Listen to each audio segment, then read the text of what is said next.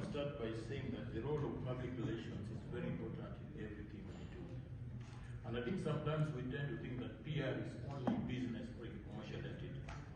And I want to talk from my own personal experience. At the PO, we embarked on an exercise with the head of secretariat to popularize and introduce and explain ECOSOC to various organs of the AU, and PRC, Executive Council, and to some extent I even introduced ECOSOC to some presidents of the African Union, of different countries from AU. But this helped us a lot because we realized that some do not even know what ECOSOC was all about. So I think when we embark on and especially the leadership now, even in the standing committee, for you to work effectively, you must exercise a lot of PR, of public relations, understanding each other, and also agreeing on issues that you don't support.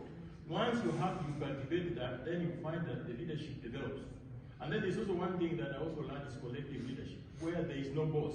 All of us have a mission. We have something to execute. So I think as CSOs, it's very important to look at the role of PR, of public relations.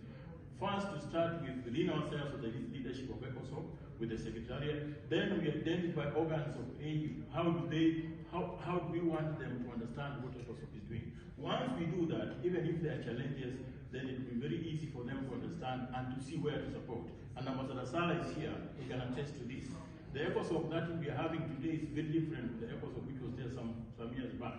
So I think you need to continue with this kind of exercise, creating rooms to know each other, creating rooms to relate with each other, not only interacting with ECOSOC when there are issues, not only interacting with the CSOs when there are issues which are not correct. The second point is, he's talked about the role of us CSOs.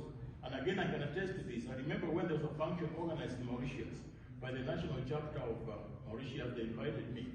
And they organized a meeting for me as PO to meet the deputy president. And when I explained this, that please allow us to criticize when necessary, but let us also work together to support government policies, there was a lot of excitement.